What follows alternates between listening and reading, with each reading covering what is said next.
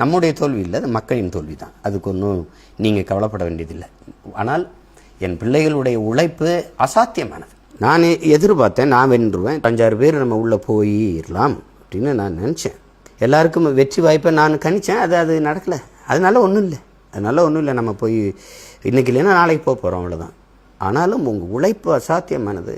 என் பிள்ளைகள், என் உடன் பிறந்தார்கள், என் உறவுகள் பெரும்பாடு பெற்றீர்கள்ங்கிறதுல நான் ரொம்ப மகிழ்வோடு அதை பகிர்ந்துக்கிறேன். ஆனால் உறுதியாக வெல்லுவோம். அதில் எந்த மாற்றம் உங்களுக்கு வேண்டியதில்லை. எவருக்காகவும் எதுக்காகவும் பதவிக்காக அற்ப பணத்திற்காக போயிட்டு சமரசம் செஞ்சுட்டு செய்ய மாட்டோம். நமக்கு அப்படி ஒரு வெற்றி தேவையும் இல்லை. மக்களை நம்பி நிற்கிறோம், மக்கள் நம்பும்படி நிற்கிறோம். மக்கள் என்னைக்கு நம்புகிறாங்களோ அன்றைக்கி நமக்கு வெற்றி வரும். அது வரைக்கும் துணிஞ்சு நாம் போராடிட்டு இருப்போம். நம்ம உறுதியாக வெல்லுவோம். தொடர்ச்சியாக நம்ம போராடி வென்று முடிப்போம். நீ சிரிச்சா ரொம்ப அழகா இருக்கு.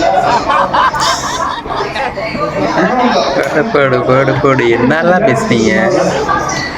போடு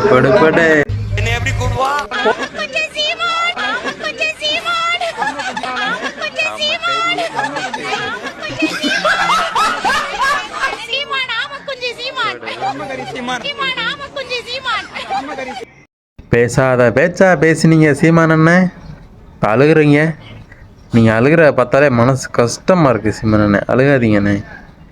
ஏன்னா இது உங்களுக்கு கிடைக்க வேண்டிய ஒரு பரிசு தான். இது உங்களுக்கு மட்டும் கிடச்சிருக்க வேண்டிய பரிசு. ஆனால் உங்களை நம்பி வந்த குழுங்க போச்சா, உங்களை நம்பி வந்தவங்க எப்படி இருப்பாங்க? உங்களை மாதிரி தானே இருப்பாங்க. அதனால தான் மக்களுக்கே தெரியும் யார் நல்லவங்க, யார் கெட்டவங்க, யாரை வைக்கணுமே, யாரை வைக்கக்கூடாது, எந்தெந்த இடத்துல வைக்கணும் அப்படிங்கிறது. பார்த்தீங்களா என்னென்ன பேசினீங்க நீங்களும் சாட்டையும் உங்கள் கட்சியில் இருக்கவங்களும் சேர்ந்து. விஜய் ஒருத்தர் மரியாதை இல்லாமல் வாடா, போடா, அவனே, இவனே, எவ்வளோ மரியாதை இல்லாமல் கேவலமாக பேசுனீங்க. இதுக்கெல்லாம் சேர்ந்து தான் மக்கள் உங்களுக்கு ஆப்படிச்சிருக்காங்க.